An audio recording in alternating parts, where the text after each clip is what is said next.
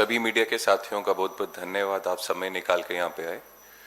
आज का press conference है जो 20 तारीख को जो पार्लियामेंट मार्च हुआ, उसमें कुछ चीज़ें हैं जो बहुत सस्पिशियस हैं, डाइसी हैं। उसके बारे में हम आपके द्वारा आपको ब्रिज बनाकर लोगों तक ये बात और ख़ासकर जेनजी तक ये बात पहुँचाना चाहते हैं। मैं रिक्वेस्ट करूँगा पहले टीम से कि ये प्रेस कॉन्फ्रेंस की शुरुआत हम पहले एक वीडियो से करें, जिससे एक आइडिया हो जाएगा ये प्रेस कॉन्फ्रेंस किस दिशा में जा रही है। तो अगर हम वीडियो भी चला सकते हैं please, thank you.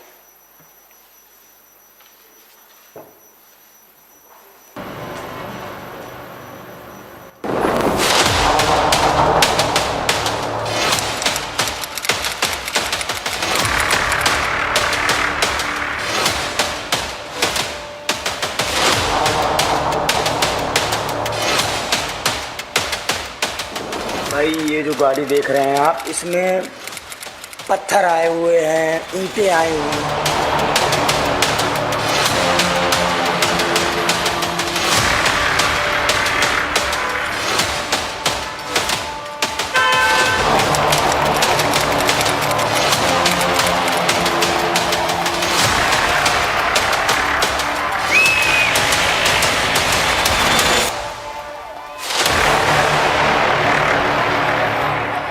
Youth Congress office के बाहर ये डंपर लगा हुआ है। दिल्ली में देख रहे हैं कैसे जो है कि संसद का घेराव करने के लिए पत्थरबाजी कल हुआ था। तो मुझे लगता है कि इसी डंपर में जो है कि पत्थर मंगाया गया है। अब दिल्ली पुलिस को इसको जांच करना चाहिए कि जंतर मंतर वाला डंपर यहाँ क्या कर रहा है, ये कांग्रेस कार्यालय के बाहर जो है। तो ये कहीं ना कहीं फिर आज जो है इन लोग का प्रोग्राम है पत्थरबाजी करवाने का। और वही जो है कि मेरे पीछे वो देख सकते हैं डंपर लगा हुआ है यूथ कांग्रेस ऑफिस के पास में। तो हो सकता है कि इन लोग का जो है कि फिर प्लान हो कुछ ना कुछ कांड करने का।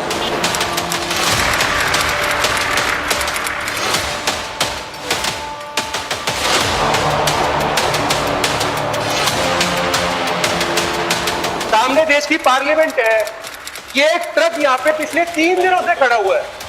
3 दिनों से एक ट्रक इसके अंदर है और ये ट्रक यहाँ क्यों खड़ा हुआ है, इसका जवाब किसी के पास नहीं है। इस ट्रक में क्या है? अगर दिल्ली पुलिस यहाँ मौजूद है तो इस ट्रक को ऐसे टो क्यों नहीं करवा रही? यहाँ पर एमपीज की मूवमेंट होती है, ट्रैफिक मूवमेंट सीवियर है, प्रोटेस्ट चल रहा पूरे नई दिल्ली डिस्ट्रिक्ट के अंदर और इस ट्रक को नहीं हटवाया जा रहा। हम जैसे ही अंदर कूदे हैं देखने के लिए कि इस ट्रक में क्या पड़ा हुआ है, तभी सारा दिल्ली पुलिस का स्टाफ आ गया।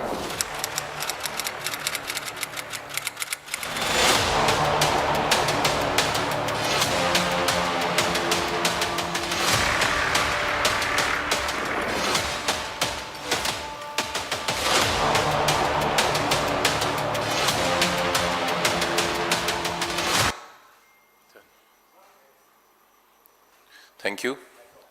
तो इसमें कुछ आइडिया आपको पता चल गया होगा। साथ में इसमें हम ये आपको बताना चाहते हैं कि 20 तारीख को जब पार्लियामेंट घेराव हो रहा था तो एक ट्रक पूरा डंपर, उसमें पत्थर भरे हुए थे। वो आईवाईसी ऑफिस, एनएसयू ऑफिस, जो देश की ऑपोजिशन पार्टी है, यहाँ उनका यूथ का और स्टूडेंट ऑर्गेनाइजेशन का ऑफिस है, उसके बाहर ये ट्रक मिला। और ये ट्रक स्टार्टिंग में जंतर मंतर के आसपास वाले एरिया में था, उसके बाद दोपहर को ये ट्रक जो है आईवाईसी ऑफिस के बाहर मिला। ऐसा क्यों? और ये ट्रक उस दिन यहाँ पे कैसे था? पुलिस को पता नहीं था, यहाँ हर जगह बैरिकेड थे, पूरा हाई अलर्ट था। ये ट्रक यहाँ कैसे पहुंचा? किसके कहने पे पहुंचा? किसकी कॉन्स्पिरेंसी पे पहुंचा? ये ट्रक कैसे दिल्ली पहुंचा? उसके बाद क्या हुआ वो बाद में हम आपको बताएंगे। लेकिन असली सवाल ये है कि अगर ये ट्रक यहाँ पे है और यूथ कांग्रेस के ऑफिस के बाहर है, जब कुछ साथी, जब लाठीचार्ज हुआ जंतर मंतर में, तो काफी लोग जो थे, जेनजी थे, युवा थे, वो यूथ कांग्रेस एनएसयू ऑफिस के तरफ भी आए। और काफी लोग, हमने देखा वीडियोस भी हैं, 500 से 600 लोग जो ऑफिस के अंदर घुस गए थे और उसके अंदर भी आंसू गैस के गोले जो हैं वो फेंके गए थे। तो उस समय वो ट्रक अगर यूथ कांग्रेस के ऑफिस के बाहर है, इसके बीच में क्या कॉन्स्पिरेसी है, क्या मंशा है, ये सवाल हम पूछ रहे हैं। क्या ये चाहते थे कि ये जो ट्रक है और इसमें जो पत्थर थे पड़े हुए, जेनजी जो लोग प्रोटेस्टर थे वो इसको यूज करते, और जो क्रैकडाउन अमित शाह और मोदी जी के कहने पे लगातार कर रहे थे उसको जस्टिफाई करने की कोशिश कर रहे थे? या किस तरीके कुछ भी हो सकता है, या कोई बड़ा लीडर, इनकी एक्सपेक्टेशन थी कोई बड़ा लीडर, देश के बड़े लीडर वहां उस प्रोटेस्ट में जाते और ये कोई पत्थरबाजी करवाते, कुछ भी हो सकता है। लेकिन ये बहुत बड़ा सिक्योरिटी लैप्स है कि एक ट्रक पत्थरों से भरा हुआ यूथ कांग्रेस ऑफिस के बाहर 20 तारीख को मिला और 25 तारीख तक वहीं था। कैसे हो सकता है? एक छोटा सा ऑटो वहां पे पुलिस नहीं लगने देती, लेकिन तब भी ये बड़ा सा ट्रक वहां पे चल रहा है और पत्थर से भरा हुआ ट्रक वहां पे चल रहा है और पुलिस नहीं रोक रही है। ये हमारी समझ के बाहर है, इस पे क्या कॉन्स्पिरेसी है। और सबसे हैरानी की बात ये भी है कि हाई कोर्ट में जब ये बात हुई तो गवर्नमेंट काउंसिल ने कहा कि ये जो ट्रक है वो लिंक्ड है प्रोटेस्टर से। ये एक न्यूज चैनल का कहना है, एक न्यूज चैनल के आधार पे उसकी रिपोर्ट से हम ये कह रहे हैं। उसके बाद 28 जुलाई को दिल्ली पुलिस का ट्वीट आता है कि ये ट्रक वो है जो हमने सीज किया था किसी एक्सीडेंट के बाद। तो इसमें ही बहुत बड़ा कॉन्ट्रडिक्शन है। अगर न्यूज की रिपोर्ट हमने उस चैनल की और दिल्ली पुलिस की हम सुने तो क्या कारण था इस ट्रक का यहाँ आने का। और एक तरफ हम देख रहे हैं नरेंद्र मोदी जी गुड कॉप खेल रहे हैं, रात को अलग अलग एंगल से अपनी वीडियोस बना रहे हैं, और दूसरी तरफ अमित शाह पुलिस का सहारा लेके कहीं बैलेट गन्स चलवा रहे हैं, कहीं लाठीचार्ज, आंसू गैस के गोले फेंकवा रहे हैं। तो ये जो गुड कॉप बैड कॉप खेल के आप देश के युवाओं को भ्रमित करना चाहते हैं, मुझे लगता है वो होने वाला नहीं है। क्योंकि जो आज का जेनजी है उसमें इतना फर्क तो जरूर है कि वो आसानी से धोखे में आता नहीं, आसानी से बेवकूफ नहीं बनता, और इसलिए इनका खेल जो है वो एक्सपोज हो रहा है। और ये ट्रक की पूरी क्रोनोलॉजी क्या है वो मेरे साथ गुरमोहर बैठी हैं, मैं उनसे रिक्वेस्ट करूंगा वो बताएं कि ट्रक जो है, जो डॉक्यूमेंट्स और जो इंफॉर्मेशन रिसर्च से हमें मिला, वो ट्रक कब दिल्ली आया और कब यूथ कांग्रेस के ऑफिस के बाहर था। गुरमोहर जी, अगर हमारे पीछे वो पीपीटी लगा दी जाए। So we're not here today just to discuss some conspiracy theories, but we're here to ask and demand questions that every citizen of this democratic country has the right to have answers to. We're going to begin with the story of this mysterious and dangerous truck that randomly showed up on 20th of July on Jantar Mantar and Sansad Marg. The story of this truck starts on 16th of July. On Feroz Shah Road and Kasturba Gandhi Marg crossing, as you can see behind me, this truck met with an accident at 4 a.m. With a Maruti Eco. Immediately, there was an FIR that was lodged, and this truck was taken into police custody. From 16th of July till the 20th of July, this same truck, along with that Maruti Eco, was in police custody at the Parliamentary Street Police Station. Then suddenly, it reappears full of stones, full of projectiles, at Sansad Marg and at Jantar Mantar, and eventually at the Indian Youth Congress office. Now, there were some young office bearers, young Youth Congress leaders, who then made videos of this truck when it showed up at the Youth Congress office. Again, if we go back to the 20th, the day it showed up on the protest site, there were lots of student activists and there were lots of student protesters who saw this truck, made videos of this truck, and immediately after the videos went viral, the police then stands up and claims that this truck was taken to Balswa and it was emptied out. Yet it showed up again on the Youth Congress office. Now this is the chronology of the trucks, और हम सब बहुत समझदार लोग हैं, हम chronology अब समझ ही गए होंगे. Now there are some questions that we must ask. The first question is, how is a truck that is loaded with stones, projectiles, how was it parked outside the Youth Congress office? It is an area where ordinary citizens were protesting. All of these protesters, there were barricades all across Lutyens, Delhi. Every police was checking the bags and checking cars of protesters walking into that area. So if there was so much police checking, if there was so much barricading, how does a truck reach Sansad Marg, which is only 100 meters from the parliament? The second question again is, what is the chain of command of this? The Delhi police does not operate in a vacuum. The Delhi police takes its commands from the Home Minister. Who signed off this moving vehicle? Who drove it? And under whose direct orders was this truck that was in police custody taken onto the streets for multiple days? And then finally, of course, the most important question is, how was there such a massive security hazard permitted? How have we permitted such a huge, massive security hazard only 100 meters away from the parliament? We're again talking about Lutyens, Delhi. It's a high security area. And who is responsible for it? Who is the person who left this truck full of stones unattended? What would have happened if this truck full of projectiles, full of stones, was taken under control by miscreants? And if violence had erupted, who would the blame then be shifted to? I also want to know, and we all also want to know, was this just deliberate carelessness, or is there something far more sinister? And these are questions that we leave with. Thank you so much. So मेरे साथी शांतनु से request करूंगा वो आगे इस press conference को बढ़ाए। वो इंट्रोडक्टरी वीडियो का एंड वाली जो स्लाइड है वो लगा दीजिए। तो 20 तारीख को जिस दिन ये ट्रक आईवाईसी के बाहर पार्क था, उस दिन 20 तारीख को मैं जंतर मंतर पे जो प्रोटेस्ट था, मार्च था, मैं उसमें शामिल था। मैंने इस ट्रक को 20 तारीख को 3:45 पे आईवाईसी ऑफिस के बाहर खड़ा देखा। उस टाइम वहाँ पर 500 लोग, 500 यूथ प्रोटेस्टर्स जमा थे। इसके बैकग्राउंड में हमें जाने की ज़रूरत है कि उस दिन एग्जैक्टली हुआ क्या था। उस दिन सुबह जब स्टूडेंट प्रोटेस्टर्स ने लगभग 12 बजे मार्च करना शुरू किया तो पार्लियामेंट स्ट्रीट पर पहली बार पुलिस ने स्टूडेंट्स पर लाठीचार्ज किया। उसके बाद जब पहला लाठीचार्ज हुआ, स्टूडेंट्स अलग अलग डायरेक्शंस में भागे। उसमें कुछ स्टूडेंट्स का एक बड़ा group press club of India के बाहर जो पार्लियामेंट का चौराहा है वहाँ पे इकट्ठा हुए। वो हमारे यूथ कांग्रेस ऑफिस से 20 मीटर दूर है और पार्लियामेंट उस बिल्डिंग के जस्ट अपोजिट है। हमारे ऑफिस से पार्लियामेंट की दूरी 50 मीटर है। एक बड़ा स्टूडेंट्स का ग्रुप हमारे यूथ कांग्रेस के ऑफिस के बाहर आया और वो प्रोटेस्टर्स साइलेंट थे, यूथ थे और वो डिसिप्लिन्ड थे। पर उन्हीं प्रोटेस्टर्स के बीच आई सॉ कि 15 से 20 लोग ऐसे थे जो वहां पर कुछ मिसक्रिएंट एक्टिविटीज करने आए थे। Police was not stopping them. ये ट्रक वहां पर पार्क्ड था, ट्रक में 20-25 यूथ चढ़े हुए थे। इसके पहले सुबह 8 बजे इस ट्रक का वीडियो ऑलरेडी वायरल हो चुका था। कई सारे सोशल मीडिया हैंडल्स ने डाला था कि ये ट्रक लोडेड विथ स्टोन्स था।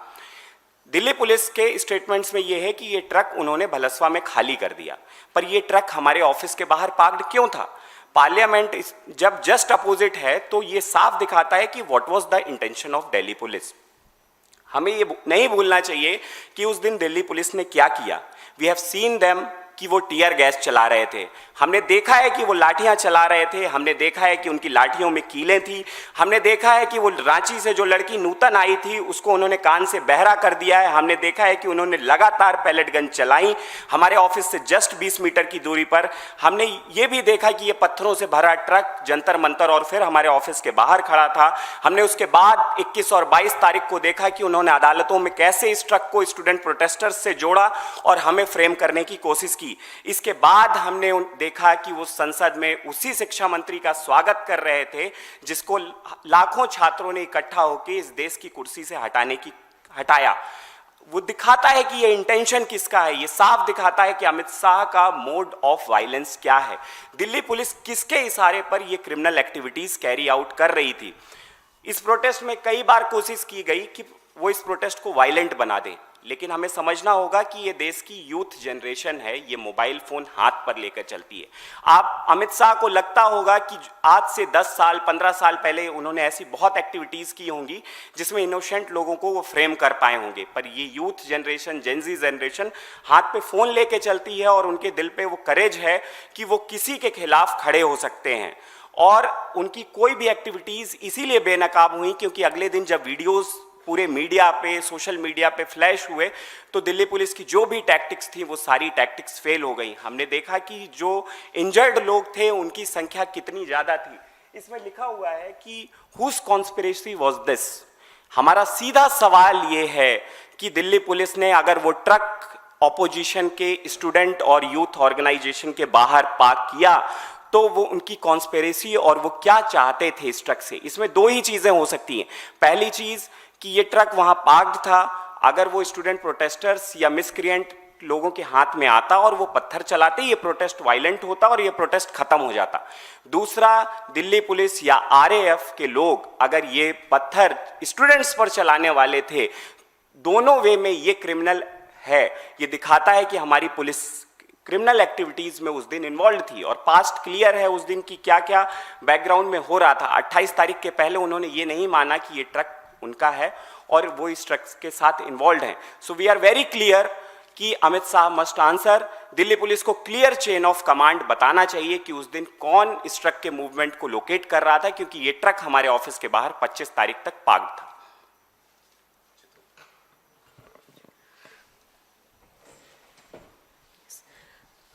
Thank you everyone for coming. So a lot has been already covered, so I will avoid the repetition. This is not merely a question about a truck. It is about accountability, truth and the rule of law. Because as President Sir has told, Delhi high court के सामने जब Delhi police के जो councils हैं वो appear हुए, they presented a narrative linking this entire episode to the protesters. So this is very dangerous and this is against the very basic foundation of the constitution कि आप कोर्ट में खड़े होकर इसको प्रोटेस्टर्स के साथ लिंक कर रहे हो. दूसरा हमने ट्वीट देखा, this tweet has been displayed on the screens. सो जब हम ये ट्वीट देखते हैं तो यहाँ पे दिल्ली पुलिस ने क्लेम किया है कि this truck belongs to us. So there are two different narratives. So who authorized the earlier narrative that was presented before the court? So I'm not leaving any further questions because that has already been covered. I will just conclude myself by saying the Constitution does not permit the state to use unverified allegations to delegitimize peaceful protests. The right to peaceful assembly under Article 19(1)(b) cannot be undermined through narratives that are unsupported by the evidence. Equally, the state is bound by the principles of fairness, non-arbitrariness and due process under Article 14 and Article 21. So if you are going against all these articles, you are going against the Constitution, which this government has been doing since 14-15 years. So the state must answer on these serious questions. And I'll just pass on the mic to President Sir. Thank you Chitwan. तो पत्थरों से भरा हुआ truck, पत्थरों से भरा हुआ dumper parliament area के पास, और वो भी उस दिन जिस दिन युवाओं ने प्रोटेस्ट करना था, पार्लियामेंट घेराव करना था, और वो भी कहाँ, ऑपोजिशन पार्टी का जो यूथ विंग और स्टूडेंट विंग का ऑफिस है उसके बाहर.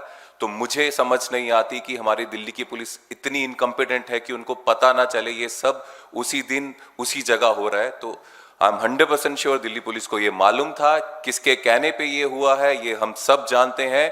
एक भी चीज जो है पत्ता हिलता नहीं अमित शाह के कहने के बगैर, जो दिल्ली पुलिस को चलाते हैं, जो होम मिनिस्टर हैं इस देश के. इसलिए हमारी डिमांड है कि इंडिपेंडेंट इंक्वायरी होनी चाहिए, जुडिशियल इंक्वायरी होनी चाहिए.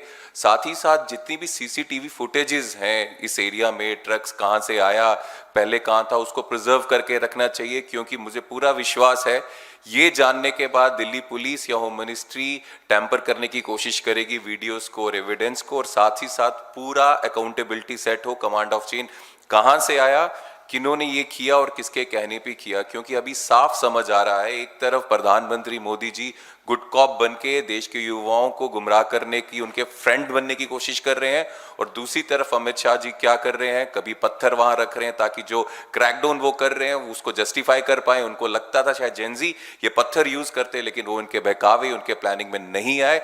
दूसरी चीज, जिन लोगों ने प्रोटेस्ट किया उनके ऊपर FIRs कर रहे हैं, केसेस कर रहे हैं, और उनको दबाने की और सबटाइज करने की कोशिश कर रहे हैं. उसके खिलाफ देश की opposition party, Congress party, youth Congress, NSU और सभी leader of opposition Rahul ji के नेतृत्व में खड़े हैं. जिन लोगों को भी दबाने की कोशिश ये बीजेपी सरकार और अमित शाह करेंगे, हम उनको प्रोटेक्ट करने की, उनकी ढाल बनने की कोशिश करेंगे. आप सभी आए उसके लिए बहुत बहुत धन्यवाद. अगर आपका कोई सवाल हो तो हम लेने को तैयार हैं.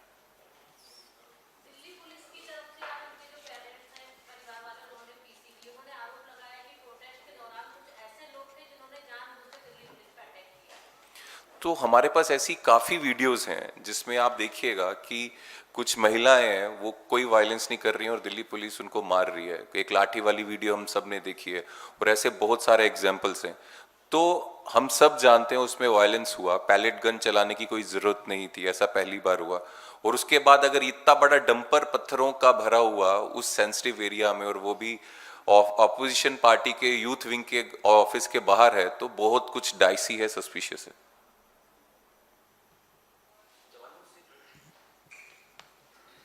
मैं तेजपाल सिंह, CRPF के DG बयान दे रहे हैं कि मैं अपने सिपाहियों के साथ हूँ. दिल्ली पुलिस के पेरेंट्स प्रेस कॉन्फ्रेंस कर ही रहे हैं.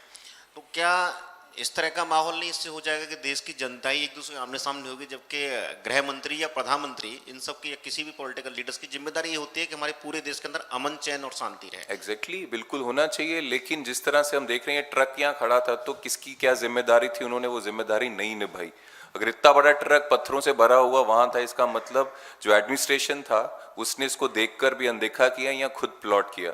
लेकिन हाँ, जो काम गवर्नमेंट का था, जो काम होम मिनिस्ट्री का था, वो देश के युवा ने निभाया। ये ट्रक वहां खड़ा जरूर था, लेकिन इस ट्रक में जो पत्थर थे उनको यूज नहीं किया जेनजी ने, उनको यूज नहीं किया प्रोटेस्टर्स ने। तो पीसफुल प्रोटेस्ट जो था वो युवाओं ने पूरी कोशिश की करने की, और वो हुआ। इसको खराब करने की कोशिश, हमारे पास वीडियो है लाठीचार्ज की, आंसू गैस के गोले की, पैलेट गन्स की। राहुल जी ने तो एक प्रेस कॉन्फ्रेंस में ये भी बताया उस एक युवा के पूरी बॉडी में कितने छर्रे लगे हैं, तो पैलेट गन्स भी यूज हुई हैं, और अब तो ऑफिशियल रिकॉर्ड्स भी हैं कितनी पैलेट गन यूज हुई हैं। तो कहाँ किसने वायलेंस करने की कोशिश की, लेकिन फिर भी देश का जो युवा है वो बिल्कुल कंसंट्रेट रहा, वो बिल्कुल डाइवर्ट नहीं हुआ और पीसफुल प्रोटेस्ट किया। दूसरा लगातार प्रचार किया जाता है कि जैसे एक डिजीज है और एक क्या सिम्टम्स है, बीमारी और बीमारी के लक्षण है। तो आप इस प्रोटेस्ट को जो देखते हैं पूरे छात्र, और यही नहीं, जय नल्फा कई सारे स्टेट्स में आंदोलन किए हैं, बहुत छोटे छोटे बच्चों ने किया है, स्कूल पंखों के लिए, टॉयलेट्स के लिए किए हैं, जो 15-14 साल के बच्चे हैं, शायद उन्हें भी लग रहा है कि प्रोटेस्ट ही हमारा मुकाम है। तो क्या इस तरह से जो हो रहा है, तो इसके लिए कैसे रोक पाएगी सरकार इसको? जब 15 साल के बच्चे भी अगर सामने आ जाएंगे, तो अगर ये बीमारी है तो इसका इलाज क्या है, और ये लक्षण है या बीमारी? मुझे तो लगता है बहुत ज़्यादा अनरेस्ट है देश के युवाओं में, और ये अभी सिर्फ स्टार्ट ही हो रहा है। इसका इलाज एक ही है, और इलाज एक है जो हर एक सरकार का होता है, लोगों की, युवा या देश के लोगों की आवाज़ सुनना। कोई भी आपके खिलाफ आवाज़ उठाए, आप उसको पाकिस्तानी बोल दोगे, आप उसको दबाने की कोशिश करोगे ईडी, सीबीआई या कोई अपनी गवर्नमेंट एजेंसीज के थ्रू। लेकिन मुझे लगता है मोदी जी को या उनके बैड कॉप अमित शाह को भी नहीं पता था कि एक जेनजी भी आएंगे, एक वैसा यूथ भी आएगा इस देश में जो इनके जो प्लानिंग है उसमें फंसेगा नहीं और इनसे डरेगा नहीं। सब कोशिश तो कर लिया इन्होंने, क्या कोशिश नहीं किया, जितना कर सकते थे दबाने की कोशिश किया, लेकिन देश का युवा जो है वो दबा नहीं और अपने हकों के लिए लड़ता रहा और काफी हद तक सफल भी हुआ है। तो आपका जो सवाल है, अगर सुन ले लोगों की बात, अपने आप को सुप्रीम गॉड ना समझे और लोगों की बात सुन ले, तो ऐसा होगा ही नहीं, प्रेशर बनेगा ही नहीं।